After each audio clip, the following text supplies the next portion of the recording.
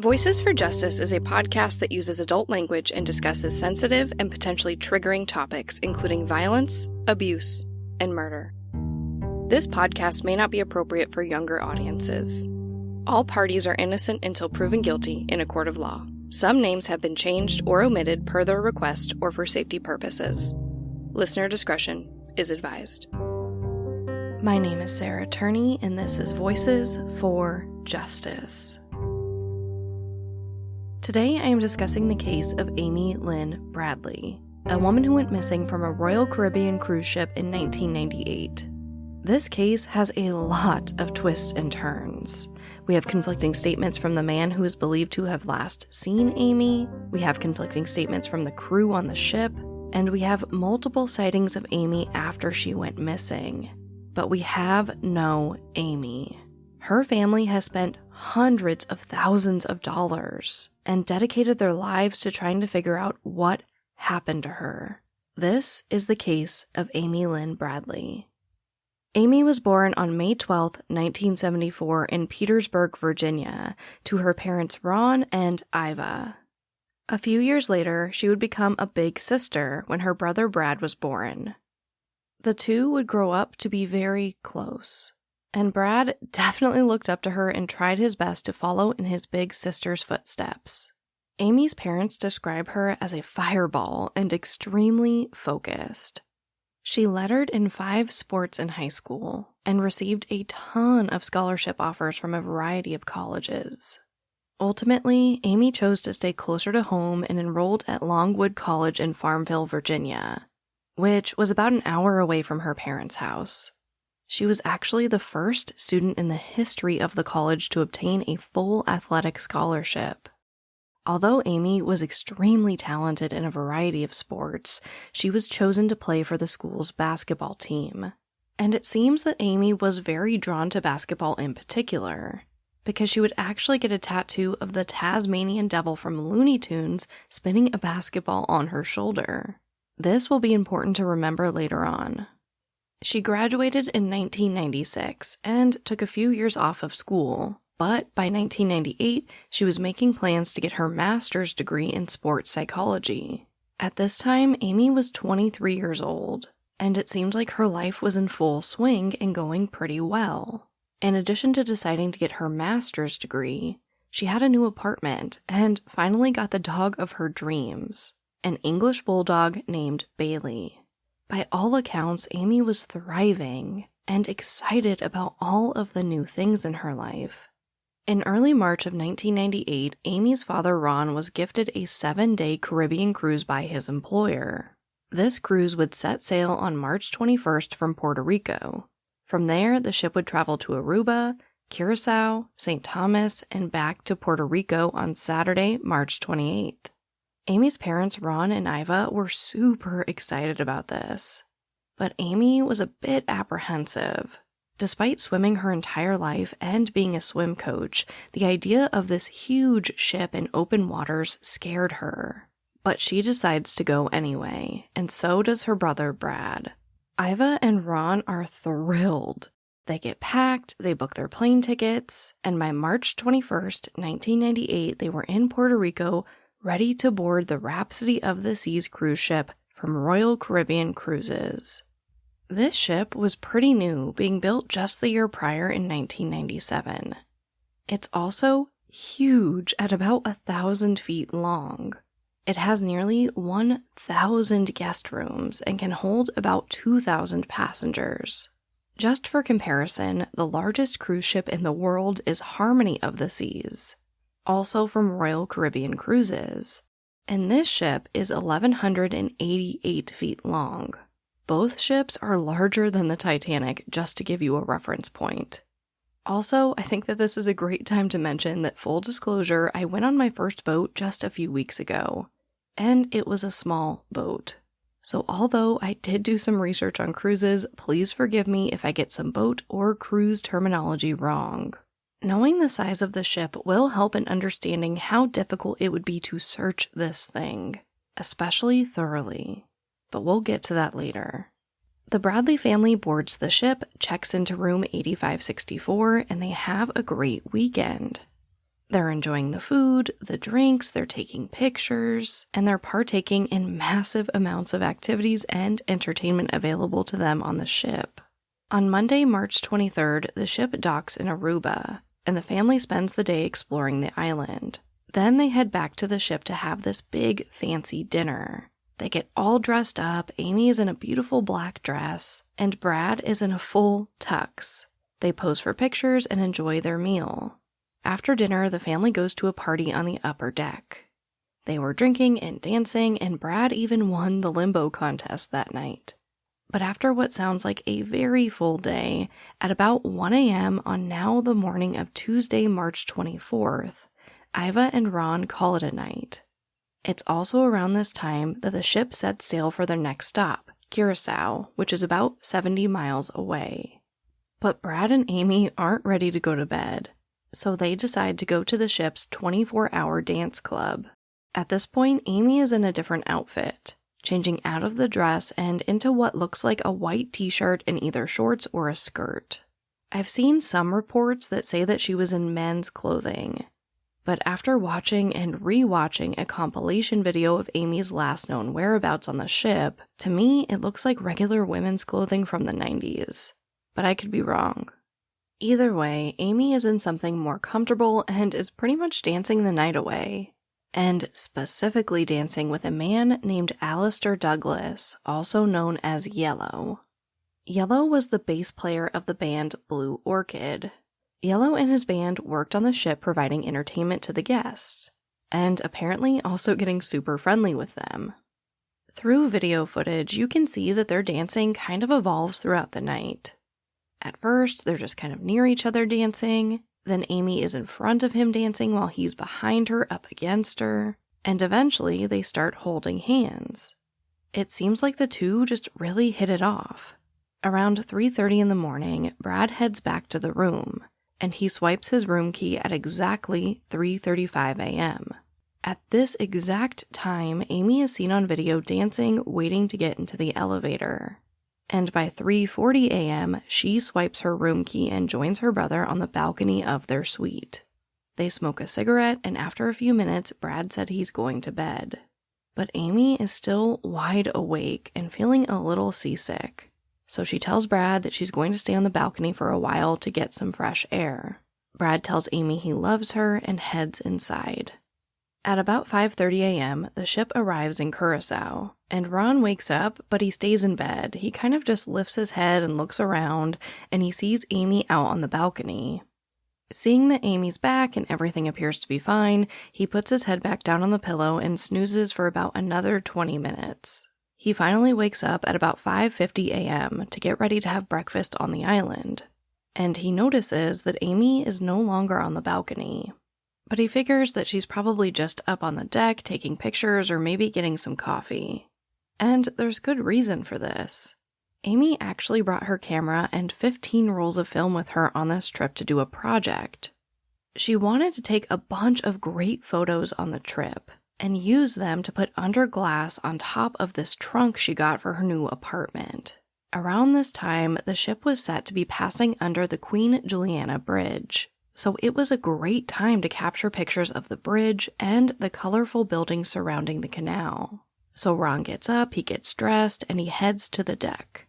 But he doesn't see Amy there. He's still not super worried at first, so he just kind of starts looking around the ship for her. But as the time begins to pass, he starts to become very concerned.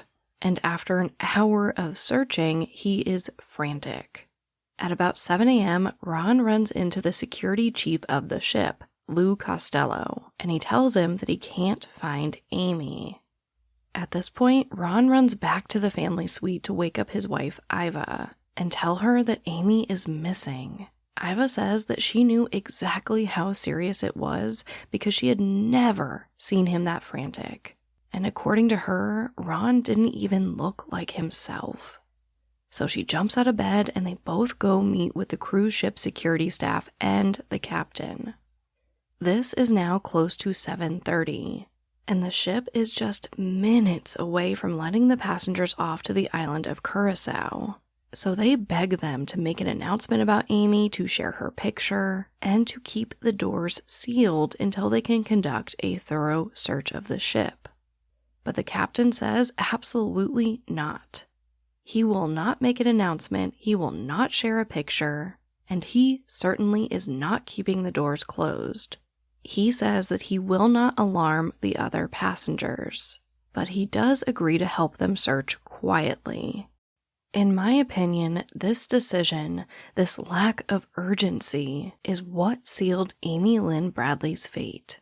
In my research, I found a 1998 New York Times article written by Douglas France, and he stated, quote, "Her case illustrates the difficulties that can arise when a possible crime occurs outside of the immediate reach of law enforcement authorities, and how cruise lines struggle to balance investigations with protection of their reputations."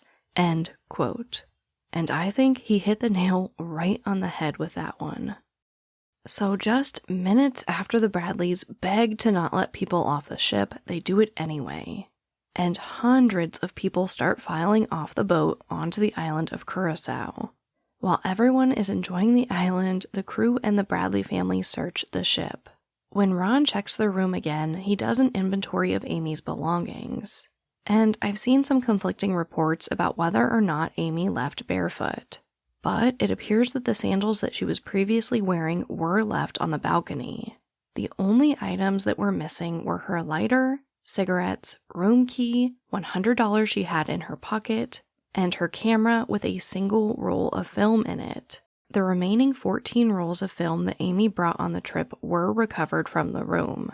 Around 5:30 p.m., the captain tells the Bradley family that they have searched every inch of the ship for Amy, and that she is definitely not on board. At this point, the captain suggests that maybe Amy fell overboard. But her family just doesn't believe this story. Not only did Amy not like going near the railings because she was scared, these railings were also up to chest level on Amy. Amy's brother Brad insists that there's absolutely no way Amy got close enough to the railing to fall over. The captain then suggests that maybe Amy committed suicide by jumping over the railing. And again, the family is like, absolutely not. Amy just got a new apartment, she has Bailey the English Bulldog waiting for her there, and she just got accepted into a master's program. There was no way in their minds that Amy could have ever killed herself. The captain's like, okay, well, maybe she's just on the island. And again, by this time, it's about 5:30 p.m., and the ship is setting sail for St. Thomas at 9:30 p.m., giving them only 4 hours to search the island. So the Bradleys scramble to get off the boat and start searching. They try contacting the U.S. Embassy, but they were closed. And they reach out to the FBI, who agrees to help, but they can't get there for at least 24 hours. After searching for a few hours, they come up with nothing. At this point, the Bradleys have a crucial decision to make. Do they stay in Curacao to look for Amy, or do they get back on the boat to search for her there? After much deliberation, they decide that since the boat was searched thoroughly, they will stay on the island and continue to search there. So at 9:30 p.m., the Rhapsody of the Seas leaves Curacao without the Bradleys, and it sets sail for St. Thomas. A few hours later, the Bradleys get a phone call to their hotel room. It's the FBI, and they tell them that they've made contact with the crew on the ship, and they were told that there was not a thorough search of the ship like they had been told. Instead, the crew only searched the common areas and the restrooms. In my research, I found something that I thought was pretty interesting. In an official report released by Royal Caribbean Cruises to the New York Times, the report would state that the Bradleys told the crew about Amy being missing after the passengers were let off the ship, and that there was, in fact, a thorough cabin-by-cabin search for Amy. So either Royal Caribbean Cruises is lying, or the Bradley family and the FBI are. But understandably, the Bradleys are extremely upset, because not only do they feel like they've been lied to, but now they feel like they've made the wrong decision by leaving the ship. However, the FBI does agree to help them get to St. Thomas and back on the ship. It was a race to get there, but they do get on right before it leaves and they go confront the captain. And they don't hold back. They say, hey, you lied to us. Now you have to deal with the FBI, and you better cooperate. It's now March 26th, 2 days since Amy has been missing, and the FBI conduct a thorough search of the ship. They went around with Amy's picture asking people if they've seen her. They interview several of the guests, and they separate Brad, Iva, and Ron to conduct separate interviews of them as well. While the Bradleys are just walking around the ship trying to talk to people and hopefully find Amy, 2 teenage girls run up to them in the hallway and ask where they've been. They explain to them that they just got back on the ship and ask them what's going on. The girls proceed to tell them that they saw Amy the morning that she disappeared, around 5:45 a.m., which, as you might remember, is right in that window between Ron lifting his head to see Amy on the balcony and her being gone 20 minutes later. So Ron and Iva are like, okay, what did you see? Tell us everything. And the girls tell them that they saw Amy with Alistair Douglas, aka Yellow, the bass player from the ship's band. When they saw them, Yellow handed Amy a dark drink that they assumed was soda or coffee. They also say that they saw the pair on the big glass elevator going back up to the dance club. According to the Bradley family's website for Amy, witnesses would later testify in front of a grand jury that they last saw Yellow leaving the upper deck alone in the elevator. This now makes Yellow the last person to see Amy. The family and the FBI are all over this. And when Brad hears that they're looking for this guy Yellow, he remembers seeing them dance together. But more importantly, a pretty strange interaction with him the morning that Amy went missing. That morning, Brad was sitting by the pool when Yellow approaches him and says something to the effect of, "I'm sorry to hear about your sister." At the time, Brad didn't think much of it. But after reflecting on it and telling his parents, they freak out. Because on that morning, no one knew Amy was missing other than the family and the ship's security team. When I first heard this piece of information, I immediately gave Yellow the benefit of the doubt. Like I mentioned, I've never been on a cruise ship, but from what I can gather, people tend to get pretty close on these things. Kind of like summer camp, which I've never been to either, but again, I understand that people form friendships by doing all of these scheduled activities together. Just like the 2 teenage girls that recognized Iva and Ron. So my first thought is that maybe when the family was searching the ship that morning, they were stopping to ask people if they'd seen Amy. So maybe Yellow heard about Amy kind of through the grapevine. But then Yellow is interviewed by the FBI, and he says he had no idea Amy was missing. He also says that he was woken up by the cruise line manager at 6 a.m. and was asked about Amy. From there, he says that his and his bandmates' rooms were searched. Now, 6 a.m. would have been an hour before Ron notified security that Amy was missing. And according to the FBI, only common areas of the ship were searched. On top of all of that mess, he also says that he last saw Amy around 1 a.m., which of course we know that there is both video evidence and witness testimony to prove that Yellow and Amy were dancing and holding hands until much later in the morning than 1 a.m. So the FBI gives Yellow a polygraph test, which is ultimately inconclusive. And by the end, they just don't have enough evidence to hold him on charges related to Amy, and he's let go. During this test, Ron Bradley was actually waiting outside of the room, and he said, quote, "He came out of the interview smiling, with his thumbs up to his band members. Like everything was cool. It made me feel like I wanted to strangle him. I knew what was going on. I knew that he had been with Amy." End quote. So the FBI is like, okay, what the heck is going on? And they try to piece together some information to get a timeline of Amy's whereabouts that morning. They get in contact with the photographers who take the professional photos of you to sell them back to you later, because they want to get every single picture of Amy. But much to their surprise, every photo of Amy is missing. So they're like, okay, well, did you lose a bunch of photos? Like, what is going on? And the staff tells them no. It appears that out of almost 2,000 passengers on board, Amy Lynn Bradley's are the only pictures that are missing.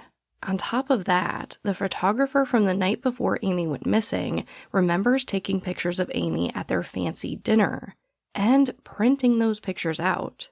But ultimately, they were never able to pinpoint what happened to the pictures or who was responsible for them being gone. During this time, there's also something else going on that is super strange. Royal Caribbean Cruises hired a man named Chris Fenwick to capture fun video footage of the trip. This footage was to be compiled and shown in the theater at the end of the cruise. So he went around filming people having a good time, laughing, dancing, eating, etc., including Amy Lynn Bradley. But Chris gets a call from the person in charge of this project, and they tell Chris that he needs to edit out all footage of Amy for the final showing. Now, this does make sense to me. They don't want to show her in the final video montage because it's obviously very sad and will only further bring attention to the fact that they've lost a guest. I get it. The thing is, on top of this, our man Lou, the head of security, tells Chris that he needs the master tapes. And Chris says no. He explains that he's seen the AV equipment on the ship, and not only do they not even have the technology to review these master tapes, but he also tells him that he never gives these away anyway, and he offers to make copies of the tapes instead. Lou is kind of agitated and says, well, the FBI wants them. And Chris says, okay, well then have the FBI contact me. And the conversation ends. It wouldn't be until a few years later when Chris sees Amy's story on TV that he realizes that the FBI never contacted him for the tapes, and that the cruise line was probably just trying to cover their tracks since he has so much footage of Amy with one of their employees, Yellow. So Chris actually ends up posting a compilation of this footage to YouTube, and it's still there today, making Chris one of my personal heroes in this story. But jumping back to March of 1998, with Yellow changing his story so many times, and the crew members giving some variations of their story, the FBI begins to believe that this could have been a planned kidnapping conspiracy, and that maybe Amy was being watched and was lured by Yellow to later be sold on the island of Curacao. But unfortunately, there just is not enough evidence to charge anyone on the ship. So on Saturday, March 28th, 1998, the Rhapsody of the Seas completes its journey and docks back in Puerto Rico, and the Bradleys fly home to Virginia without Amy. When the Bradleys get back home, they waste no time trying to find Amy. They do a ton of interviews for the media. They offer a $260,000 reward. They consulted with psychics. They create a website. And they even hired private detectives to get back onto the cruise ship to look for anything that might help them find Amy. They also get the 2 used rolls of film from Amy developed, but it was mostly just scenic photos of Puerto Rico and Aruba. Nothing really that could help them find her. 4 weeks go by and there's nothing. So on April 21st, 1998, Ron and Brad fly back to Curacao to look for Amy. They rent a car and drive everywhere they can to hand out flyers and talk to people. After a full day of searching, Brad and Ron are exhausted and they head back to the hotel room, unsure if anything would actually come of this trip. But the next day, they realize that their efforts paid off because they get a tip that would change the course of the investigation forever. Less than 24 hours after Brad and Ron got back to Curacao to search for Amy, they get a call from a man who drives a taxi on the island.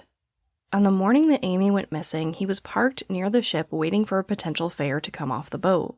And he says that just minutes after passengers begin to file out, a woman runs up to his taxi and is frantically asking him where she can find a phone. This man says that he will never forget this woman's green eyes. And yes, Amy had green eyes. This sparks an even larger search for Amy with the help of local police. They search huts, boats, the water, everywhere they can. I watched an interview Brad did for the TV show Vanished with Beth Holloway, and he said that when he was in Curacao looking for Amy, that he heard Amy call his name from a passing van. So Brad and Ron literally turn the car around immediately and start chasing after the van. They go through these narrow hillside roads and into a neighborhood and finally catch up with them. But Amy wasn't there. It's just a guy alone in his van. Brad says that to this day, he's not sure if he heard Amy or if he heard what he wanted to hear. This broke my heart. I can tell you that when you have a missing loved one, you see and hear them almost everywhere you go, especially when they first go missing. You are looking at every face, every walk, and listening to every voice. Sometimes it just feels familiar, and you have to do a double take. Unfortunately, after a week of searching the island, they don't find Amy, and they catch a plane back to Virginia. But before they can even get home, there's another possible break in the case. When Brad and Ron land in Miami for a layover, they call home to Iva, and she tells them that the harbor chief of Curacao called to tell her that a body of a Caucasian female with brown hair matching Amy's description was found. But it'll take 24 hours to confirm that it's a match to Amy. After an excruciating 24 hours, they get the call. It's not Amy. In fact, the remains don't even belong to a woman, they belong to a man. And on top of that, it wasn't actually a body like they'd been told. It was just a piece of spine and a pelvic girdle. I couldn't find if they were ever able to identify who they belonged to, but they definitely weren't Amy's. This was bittersweet for the Bradleys. As much as they wanted answers, there was hope that Amy was still alive. So they go back to the media and get to work searching for her. After researching this case, I have to say, this family not only exhausted every resource, but they also got extremely creative. They keep in contact with the Curacao police, the FBI, and cruise ship officials throughout the Caribbean. They also contact ham radio operators and plan a mass email marketing campaign to thousands of personal emails in the Caribbean and South America. But there's still no sign of Amy. It wouldn't be until May of 1999, over a year after she goes missing, that the next big lead came in. And it was huge. After seeing a segment about Amy on America's Most Wanted, a man named David Carmichael comes forward to say that he saw Amy. And bless his heart, he didn't even want the reward money. He just wanted to help the Bradley family. But David says that about 5 months after Amy went missing, he was on the beach in Curacao washing off some scuba diving equipment when he saw a woman matching Amy's description. I wasn't able to find a great soundbite of David telling this story, but I was able to find a transcript from a 2001 interview he did with the Bradley family on CNN, where he describes what happened. Quote, "I was actually diving on the island of Burso in August of 1998. We had just returned from a late afternoon in a dive location called Port of Maria. It's a dive location that's set up for divers and for people to go out and sort of swim, and they have a small cafe there. We were in the process of taking off our dive gear when I noticed 3 people walking up on the beach. There was 2 guys and a girl. A white guy, a black guy, and the girl was trailing them. As they passed us, I turned around to my buddy who was maybe 15 or 20 feet away from me, and I yelled to him and asked if he had a piece of my dive gear. And just as I did that, they had just passed me. The girl spun around, came right back towards me. She had sunglasses on the top of her head. She stared right at me as if she was about to say something. The black fellow came into my field of vision and motioned her away. Didn't touch her. He motioned her away. She turned around, put her head down, and followed them over to a small cafe area where they sat down and ordered drinks. They were actually by the bar. And every once in a while, she was facing outwards towards us. So every once in a while, she would kind of sort of look over towards me and then look back down at the ground. She was sort of resting against a bar stool, sort of looking out towards us. At that point in time, my buddy and I, we went, got a beverage, sat down. Actually, quite a ways from us. We couldn't hear what they were talking about, and we left before they did. End quote. David would end up flying out to the Bradley home to meet with them about this sighting, and he described Amy's tattoos and mannerisms to a T. He is 100% sure that that was Amy, and her parents believe him. Unfortunately, it had already been almost a year since David saw Amy on the beach. So when investigators went back to check out the area and the cafe, they couldn't find anything related to Amy. But this was still huge. This confirmed exactly what the Bradleys were thinking, that Amy had been kidnapped and was being held against her will. It gave them hope that she was still alive and could be recovered. Just a few months later, the Bradleys get another break. They get an email from a man named Frank Jones who saw Amy's story and said that he wanted to help. He explains to the Bradleys that he is a former U.S. Army Special Forces officer, and that he has a team of ex-Navy SEALs and ex-Army Rangers who could help them find and rescue Amy. Iva Bradley told ABC News, quote, "He told me that he'd put Amy on his own back and swim her out of there." End quote. At this point, it had been about a year and a half since Amy went missing. And they had so much hope that she could be alive, especially after David Carmichael's report of seeing Amy on the beach. And on top of this, the Bradley family was less than thrilled with the work of the FBI, so they are like, yes, please help us. And Frank Jones says, absolutely, this is what we do. But he warns them that this will take a lot of time and a lot of money. So the Bradleys dig into their savings, they solicit donations, and they make it happen. Jones gets right to work on a new lead in Curacao. A woman named Judith Margarita said that she knew that Amy was being held captive by heavily armed Colombian guards in a housing complex encased in barbed wire. She says that she regularly sees Amy there, at the grocery store, and going to the gym. She also says that she was often accompanied by a man with long blonde hair and a sleeve of tattoos on one arm.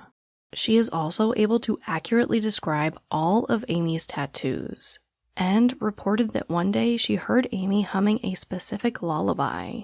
And when Iva Bradley heard this, she immediately recognized it as a lullaby that she used to sing to Amy when she was a baby. So again, the family is convinced that this is it. They found Amy. Frank Jones sends 2 of his men down there to speak with Judith and check out the lead. They set up surveillance points in all of the places that Judith told them that she saw Amy, and they watched a dark green SUV believed to have been driven by the man that abducted her. But after a week, the men have to abandon the mission when 10 men start shooting at them.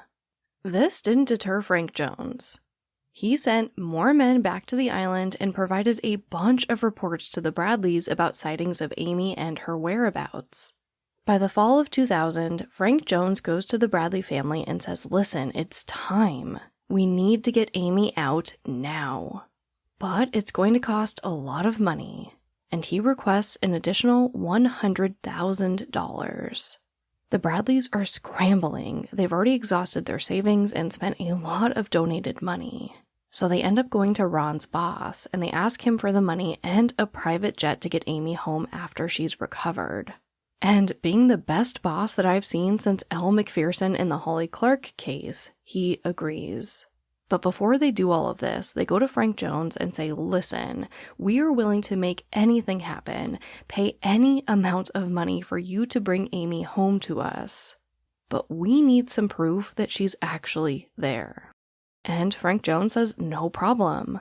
And he sends them pictures of a man with long blonde hair and a woman on the beach from behind. And once they see the tattoo on the woman's ankle and the Tasmanian devil on her shoulder, the Bradleys pay Frank Jones and tell him to get their daughter home now.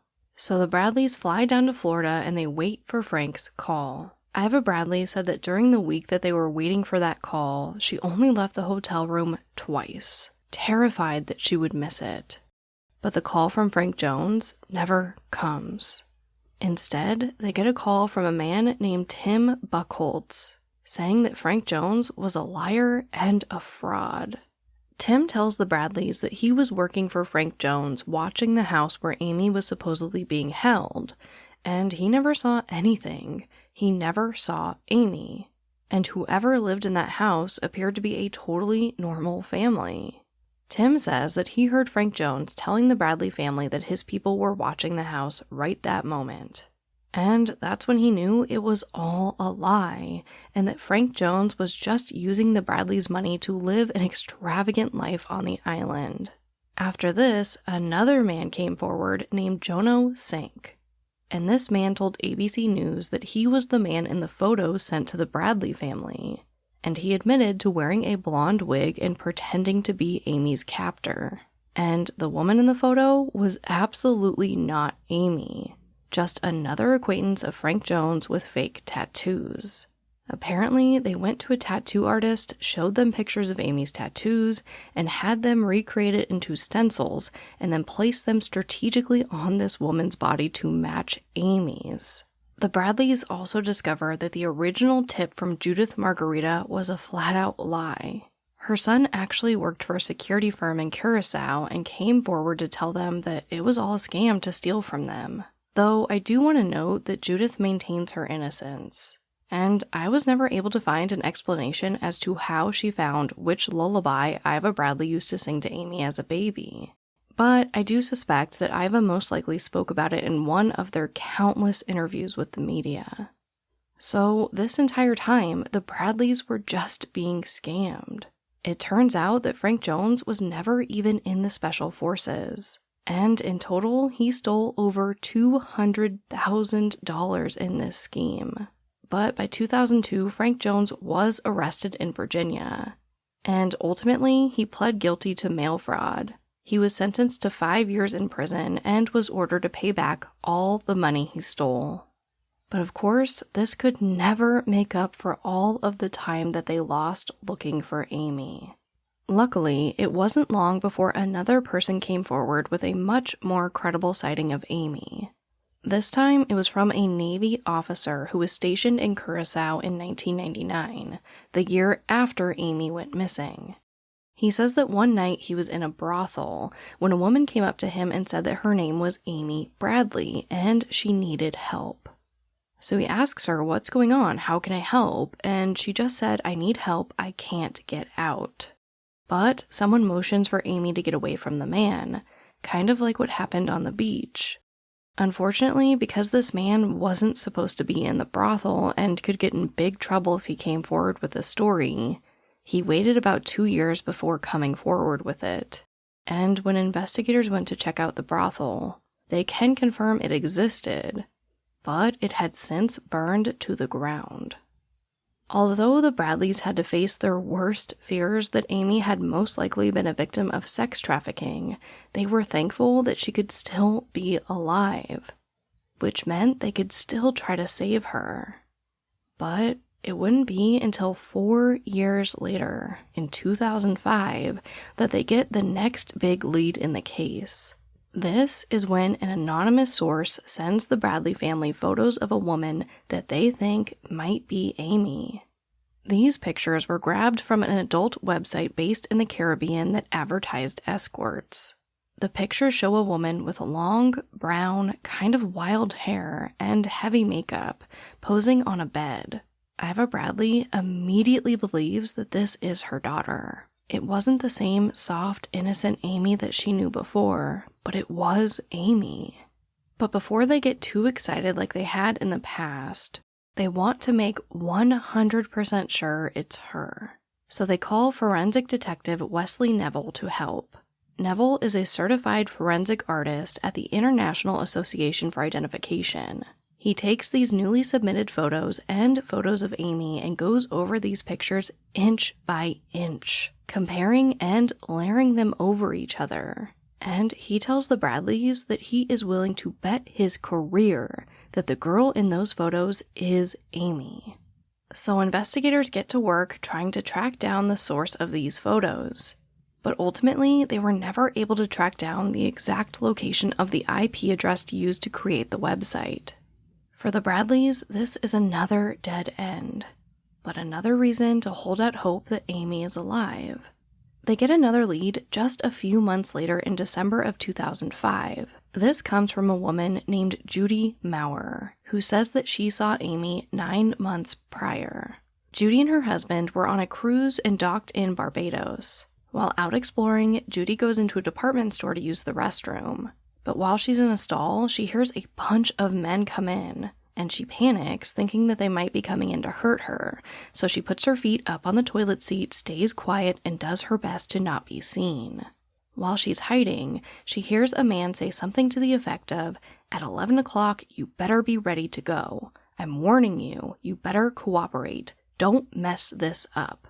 And he just keeps repeating this again and again. Eventually, Judy sees the men leave the restroom.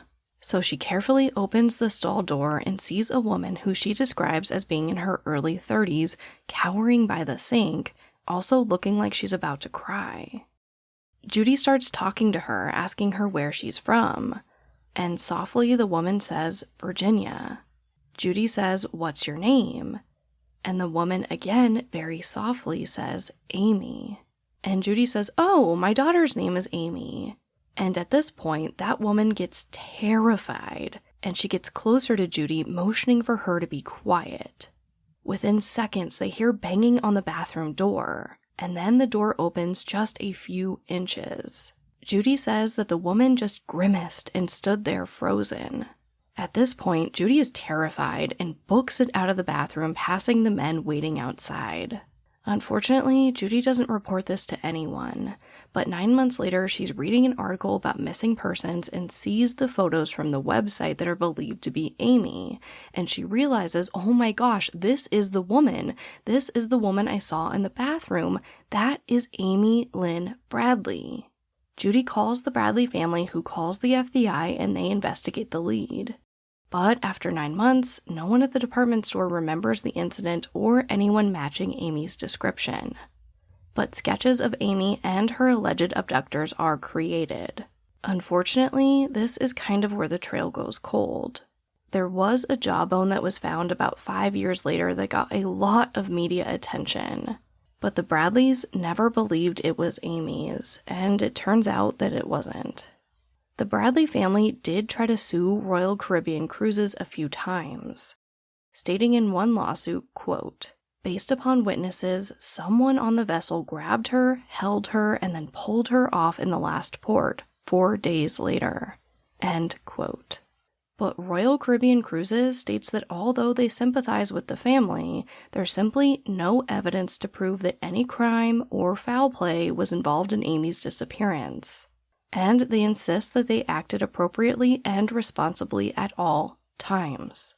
As far as I could find, Amy Bradley's family was never able to successfully sue the company.